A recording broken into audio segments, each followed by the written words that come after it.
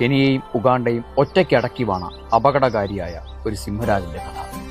Masai മാരയുടെ അധിപൻ സ്കാർഫേസിന്റെ കഥ.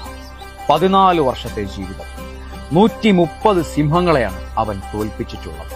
മികച്ചൊരു വേട്ടക്കാരൻ, സമർത്ഥനായ പോരാളി, ശക്തരിൽ ശക്തൻ എന്നിങ്ങനെയാണ് നാഷണൽ ജിയോഗ്രഫിക് അടക്കമുള്ളവർ അവനെ വിശേഷിപ്പിച്ചത്.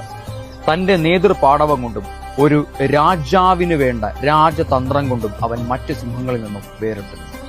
400 ഹൈനകളെ അവൻ ഭക്ഷണമാക്കിയിട്ടുണ്ട്. അവന്റെ ശക്തിക്ക് മുന്നിൽ ഇരകളായവരിൽ ഒരു ഹിപ്പോപ്പൊട്ടാമസ് പോലുമുണ്ട്.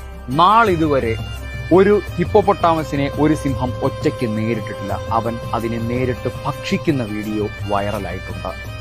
അതുപോലെ തന്റെ മുഖത്തെ മുറിവാണ് അവനിലെ യുദ്ധവീര്യം കൂട്ടിയത്. അങ്ങനെയാണ് സ്കാർഫേസ് എന്ന പേര് പോലും അവൻ വന്നത്. തന്നേക്കാൾ ഇളയ ഒരു സിംഹത്തോട് ഏറ്റുമുട്ടിയപ്പോൾ കണ്ടുനിന്ന എല്ലാവരും പറഞ്ഞു സ്കാർഫേസിന്റെ അന്ത്യം ഇതാണ്. എന്നാൽ ആ സിംഹത്തിനെ പോലും നേരിട്ട് തോൽപ്പിച്ച് കൊന്ന് അവൻ ആ അഭിപ്രായത്തെ മാറ്റിപ്പറയിച്ചു.